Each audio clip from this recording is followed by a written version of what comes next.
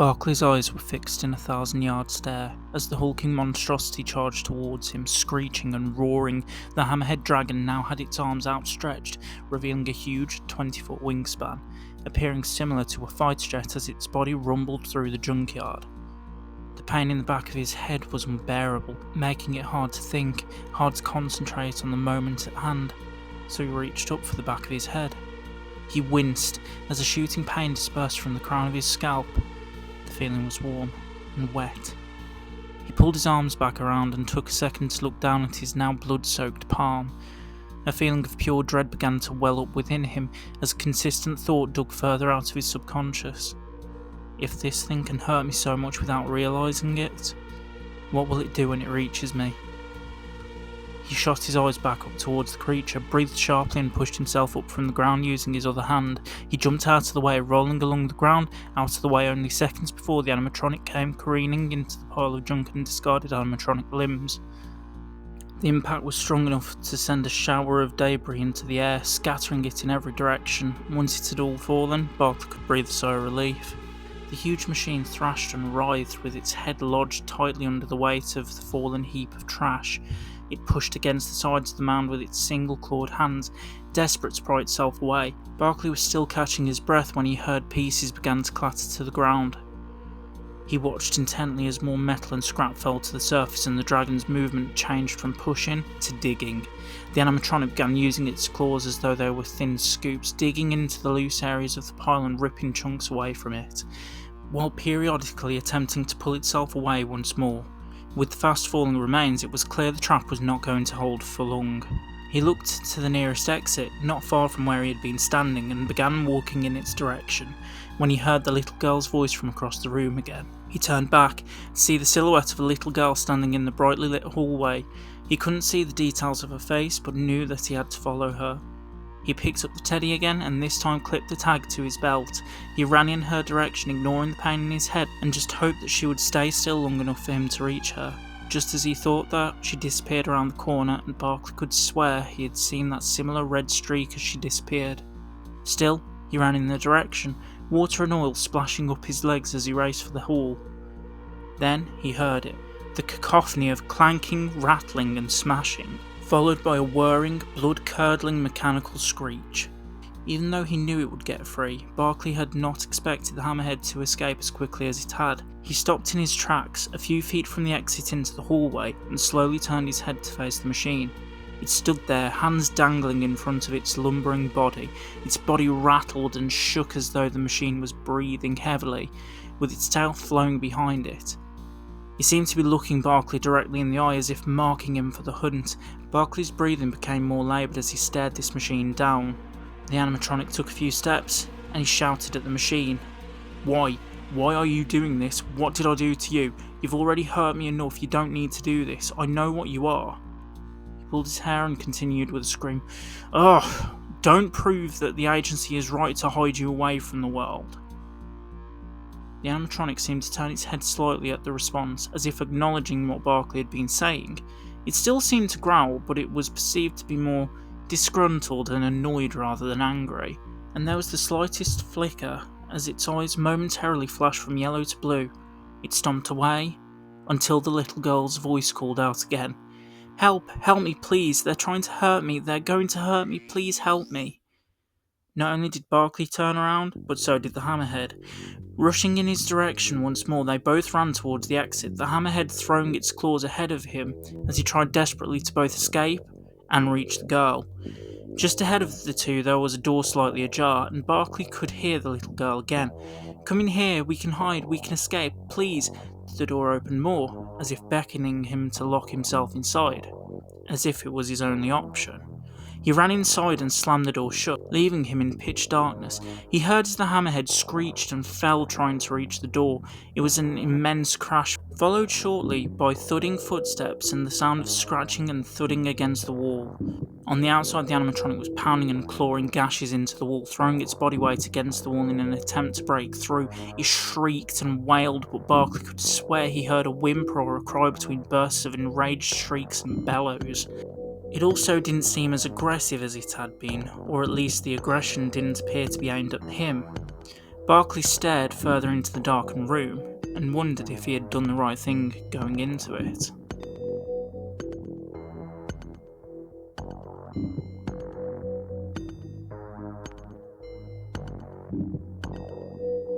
The room was pitch black, no windows, no light source, and Barclay found himself looking at his watch for guidance. He scrolled through the watch's settings until he reached the torch function, which emitted a bright blue light. He turned back to the door, looking for the light switch to the room. He ran his hands across the stone until he reached a small metal plate. It was smooth and glinted against the torchlight. He was hesitant to push it, but didn't have any other option. He pressed it further into the wall. In moments, a huge sliding metal door filled the doorway where the wooden one had been. Blue strings of light lit up on the walls, and a TV blared into existence on the opposite wall. Blue light emanated from it, and Barclay turned his watch off to conserve the battery. He found himself staring at it blankly, watching as the blue static flooded the screen, and white noise blocked out the sound of shrieks and pounding. Just ahead of him was a podium with a single red button. Connected to it was a series of wires leading in 4 directions, towards what appeared to be darkened windows. He looked the room up and down. Well, this doesn't seem ominous at all. The static on the TV began to move and form the shape of a man with a beard. Although no details were available, he was clearly wearing glasses, which were depicted as white streaks across where the eyes would have been. The blue background blazed red, and so did the string lights, and Barclay soon recognised who it was in the screen. So, I was right then, I did see you escape the smeltery. How did it feel seeing your animatronics rip each other to shreds? Haha, very funny, Night Guard. The engineer's voice blared, cutting through the ever-persistent white noise. You seem to be making jokes and think you're going to win because you escaped one skirmish. Yes, you may have survived the first 2 nights, and you do seem to be a lot more of a thorn in my side than I first thought, but I implore you, and I am so grateful for what you've given me.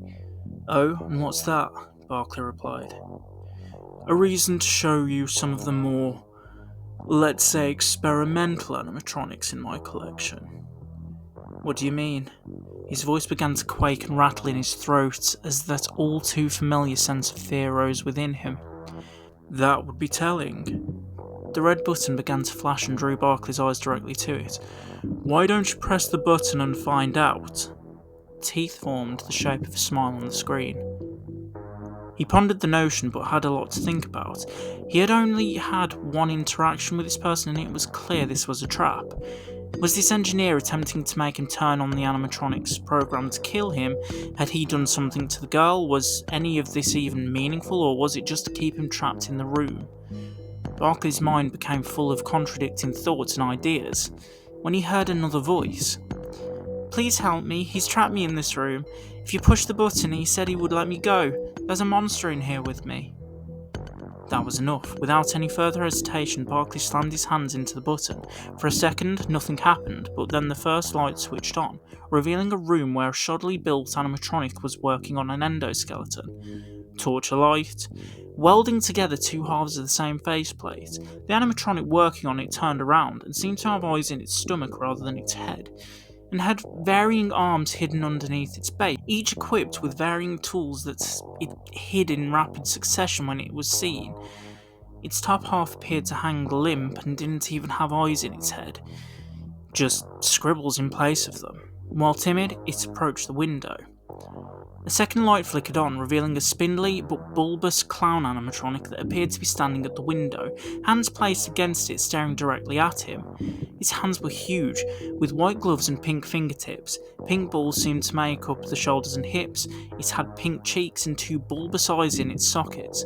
On top of its head it had bat wings where the hair should have been, and while the majority of animatronics Barclay had faced were based on animals, this appeared very much like a strangely proportioned human being.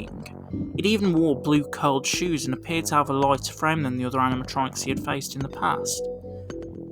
When the third light came on, Barclay had to take a step back, almost falling from the shock of the machine.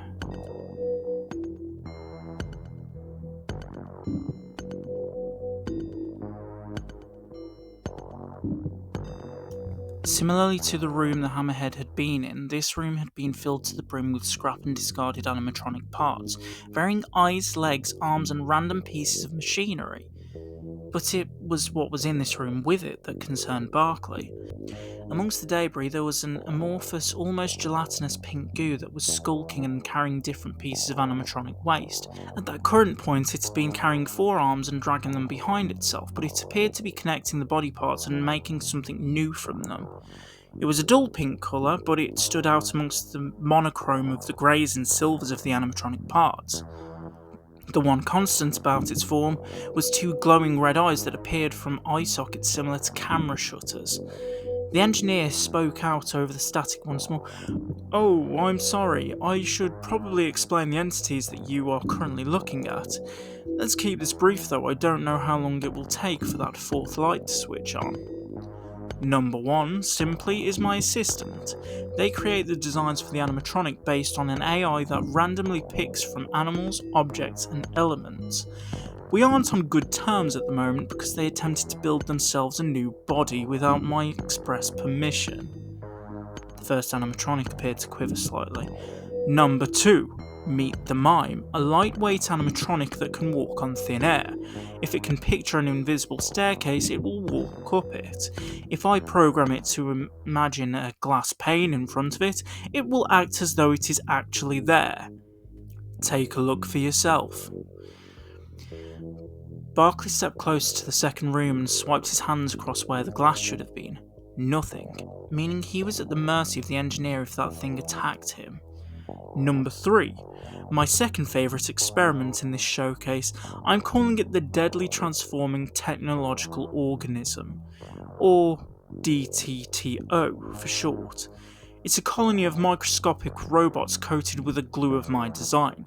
They will mimic the shape of any of the existing animatronics and can easily replace them if they become damaged. Not only this, but it is particularly violent because of its programming and has a tendency to build bodies for itself that are more suited to being weapons than entertainers. The machine had just finished building itself a body with 4 arms, 2 legs, and a whip-like tail. Its microbots were welding together and merging with the existing metal, giving it a twisted and deformed look. It jumped for the window. Unlike with the Mime animatronic, this machine was actually behind glass. It cracked with the impact but wasn't enough to break through. It jumped again and leaped right through the glass and into the opening, stalking like a lion on all 6 limbs, twisting and jolting its head in short bursts with more of the pink ooze dripping onto the floor. Barclay and the DTTO circled each other until Barclay was stood with his back to the Mime animatronic. The engineer called through the screen, "Ooh, you're fighting already and I haven't even shown you the 4th machine." The DTTO leaped into the air in an attempt to hit Barclay, tails whipping and flailing. He managed to duck underneath and roll under the machine's body. It tried to claw at him on the way, but crashed into the Mime animatronic, which began sparking and flailing, trying to push the goopy animatronic away from itself. Barclay turned to look at the 4th room, which was now lit, with one corner still engulfed in shadows. A small entity walked from the shadows, about 3 feet tall with pigtails, thin arms, and a red flash of hair. "I believe you have already met my imposter animatronic." The silhouette of the little girl and the voice had been coming from this animatronic. Its eyes flashed into life and very smaller plates shifted and warped to show the animatronic's true form.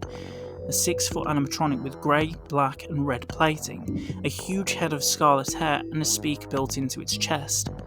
It looked like a cross between a wolf and a fox. Barclay's heart sank in his chest. Was she ever real?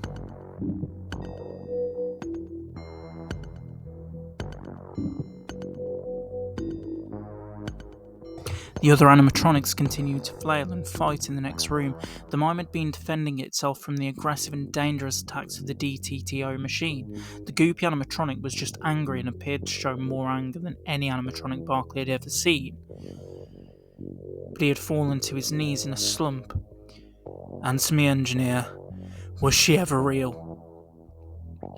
He watched the imposter animatronic to see if it would attack, but it just stood there, analysing Barclay further. "Yes." The engineer's voice sounded quite hollow. "The likeness of the little girl came from my own daughter. Her voice and silhouette are the way she was the last time I saw her. I built the mime animatronic to entertain her, but before I could give it to her, her mother took her halfway across the planet and did not permit me to see her. But I've told you too much already.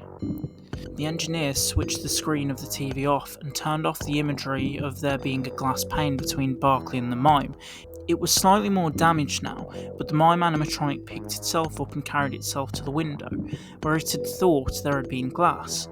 It reached its hand through, as if checking for itself, and then clambered over the wall. The goopy animatronic and it were backing Barkley into the door, when he had an idea to get it open. Similarly to earlier, Barkley placed himself where he wanted the DTTO to attack. It didn't jump but reared its tail and began whipping him with it. There were lashes and cuts dug into his arm, but he had to make it look believable. The animatronic reared back for the final blow and Barkley stepped to the side, letting the whip cut through the metal plate. It dislodged the door and he was able to escape into the hall. But not before the hammerhead animatronic had a chance to rip the door open enough to get through, launching the mime back into its room and squaring up against the DTTO animatronic. As the hammerhead stepped inside, it gave Barkley a nod for him to leave the room. Under his breath, Barkley thanked the machine and ran out into the hallway, unclipping the teddy from his belt and leaving it there. In the room, the goopy machine reared back, jumping onto the hammerhead and attempting to tear away the plating covering its shoulder. When it had torn enough off, it used its microbots to eat away at the endoskeleton of the 18-foot tall animatronic. It shrieked and reeled in pain but continued to bite at the DTTO. Barkley heard their screams as he ran towards the exit. When he had escaped far enough away, he found himself in the same position he had been. The majority of the animatronics were ignoring him and he was able to walk around freely. He flipped a switch on his watch and put a call through to the agency.